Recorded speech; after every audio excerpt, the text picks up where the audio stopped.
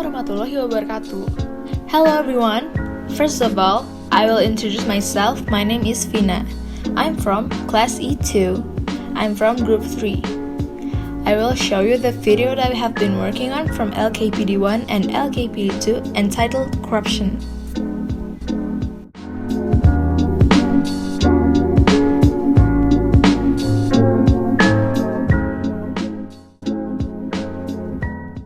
Our group has 5 members: Aditya, Vina, Keisha, Sultan, Raisya, and Reva.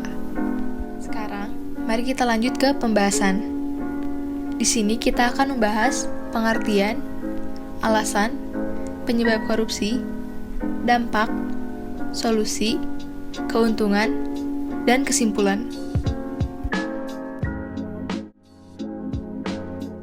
Korupsi dari bahasa Latin corruptio atau corruptus yang berasal dari bahasa Latin yang lebih tua corrumper. Istilah korupsi dalam bahasa Inggris corruption dan corrupt, dalam bahasa Prancis corruption, dan dalam bahasa Belanda corrupte yang menjadi kata korupsi dalam bahasa Indonesia. Maka dari itu korupsi ialah tindakan menyalahgunakan kepercayaan publik yang dikuasakan kepada mereka untuk mendapatkan keuntungan sepihak. Korupsi adalah tindakan setiap orang yang secara melawan hukum melakukan perbuatan memperkaya diri sendiri atau orang lain atau sesuatu.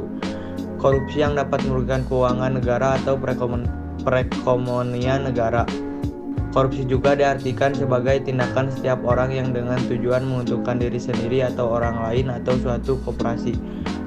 Korupsi juga menyalahgunakan kewenangan, kesempatan, atau sarana yang ada padanya karena jabatan atau kedudukan yang dapat merugikan keuangan negara atau perekonomian negara.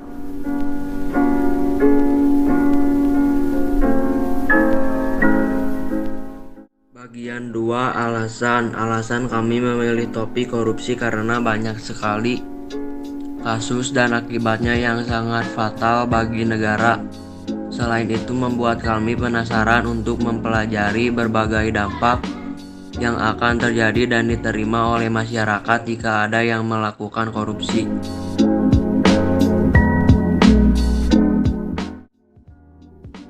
Bagian 3, penyebab korupsi. Ada beberapa teori yang mengemukakan penyebab orang melakukan tindakan korupsi. Berikut teori yang paling umum. Teori Triangle Fraud oleh Donald R. Cressy. Ada 3 penyebab mengapa orang korupsi, yaitu adanya tekanan atau pressure, kesempatan atau opportunity, dan rasionalisasi atau rationalization. Teori Ghosn oleh Jack Bollon. Faktor-faktor penyebab korupsi adalah keserakahan atau greed, kesempatan atau opportunity, kebutuhan atau needs, dan pengungkapan atau expose. Teori CDMA oleh Robert Klitgaard. Korupsi atau corruption terjadi karena faktor kekuasaan atau dictionary dan monopoli yang tidak dibarengi dengan akuntabilitas atau accountability. Teori willingness dan opportunity. Menurut teori ini, korupsi bisa terjadi bila ada kesempatan akibat kelemahan sistem atau kurangnya pengawasan dan keinginan yang didorong karena kebutuhan atau keserakahan. Teori cost-benefit model. Teori ini menyatakan bahwa korupsi terjadi jika manfaat korupsi yang didapat atau dirasakan lebih besar dari biaya atau risikonya. Dampak korupsi di bidang ekonomi.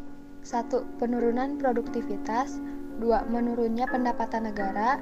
3. Meningkatnya utang negara. 4. Menurunnya pertumbuhan ekonomi. 5. Rendahnya kualitas barang dan jasa.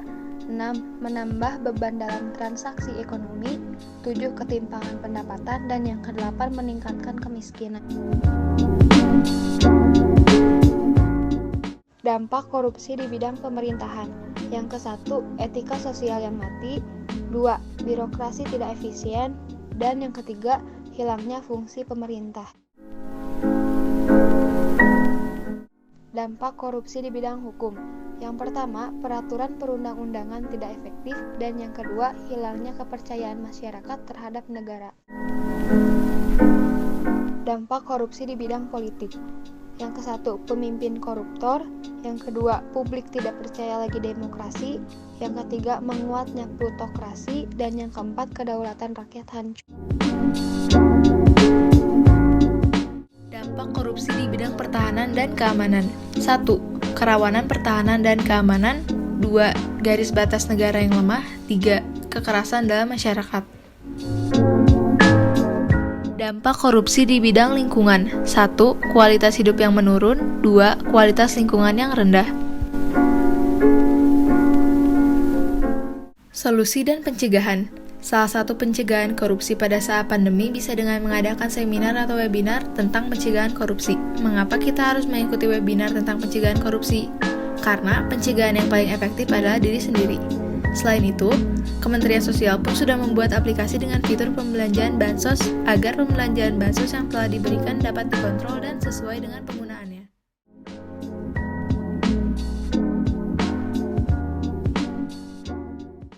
Enam, keuntungan jika tidak ada korupsi dari segi ekonomi. 1. Berkurangnya kemiskinan, berkurangnya utang negara, tingginya kualitas barang dan jasa, menaiknya pertumbuhan ekonomi dan investasi, layanan pendidikan berkualitas dan terjangkau, berkualitasnya bantuan sosial.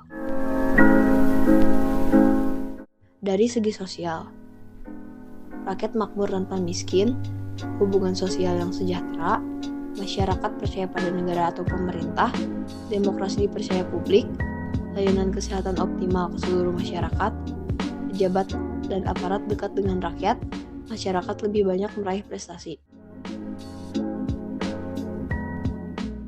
Dari segi lingkungan, 1. Hidupnya etika sosial. 2. Keamanan yang terjamin. 3. Kualitas hidup yang meningkat. 4. Masyarakat lebih ramah, peduli, dan saling gotong royong. 5. Lingkungan bersih tanpa polusi dan macet.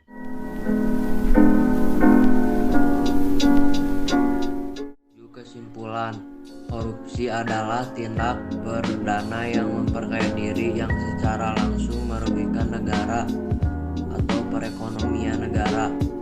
Ada dua aspek meliputi unsur perbuatan korupsi. Yang pertama, aspek yang memperkaya diri dengan menggunakan kedudukannya, dan yang kedua, aspek penggunaan uang negara untuk kepentingannya.